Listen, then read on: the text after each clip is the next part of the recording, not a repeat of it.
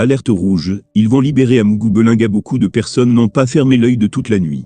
Les regards convergeaient vers un seul et unique point, le tribunal militaire de Yaoundé. Là-bas, l'homme d'affaires Jean-Pierre Amougou Belinga et le journaliste Bruno Bidjan faisaient partie de la trentaine de personnes qui sont passées l'une après l'autre devant le commissaire du gouvernement. Plusieurs journalistes étaient en alerte pour suivre de A à Z comment allaient se dérouler les événements. Finalement, ils n'ont accouché que d'une souris. On craint même que la journée du jeudi, le 23 février 2023, il se soit passé quelque chose de louche, suffisant pour entendre prochainement un dénouement auquel personne ne s'attend. L'information officielle, c'est que le milliardaire Jean-Pierre Amougou Belinga et ses compagnons ont été une nouvelle fois retournés au secrétariat d'État à la Défense. Ils seront tous de retour devant le commissaire du gouvernement dans la semaine du 27 février, entend-on de sources crédibles.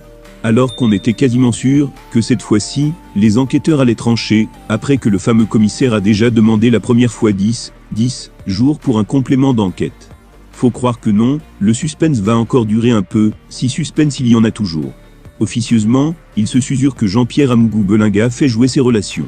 Le magnat de la presse camerounaise aurait bien caché une dernière carte dans sa manche, qu'il aurait déjà commencé par faire sortir au besoin, pour échapper à la punition de la justice. Et beaucoup d'observateurs de la scène sociopolitique n'en sont pas contents, comme le membre de la diaspora Dr Carole Yonz ou Modestine Tchatchouan, une Camerounaise très active sur les réseaux sociaux, depuis que l'affaire a éclaté. Une première fois après les événements suspicieux de la nuit, elle a écrit « Alerte info, ils voulaient les libérer. C'est grâce à vous qu'ils n'ont pas été libérés. Ils voulaient nous prendre à l'usure, mais nous n'avons pas lâché, et ils ont été coincés. Bravo à vous tous. Bonne nuit, restons concentrés. » Par la suite, cette femme qui est une alliée affichée de Samuel Etoufis, a crié que ces gens se moquent du peuple. Ils vont nous prendre à l'usure, et ensuite libérer Jean-Pierre Amougou Belinga, et créer un autre buzz, pour étouffer l'affaire, et ce sera la fin. On sait déjà que des aveux de Justin Dangwa accablent le milliardaire qui est le PDG de Vision 4.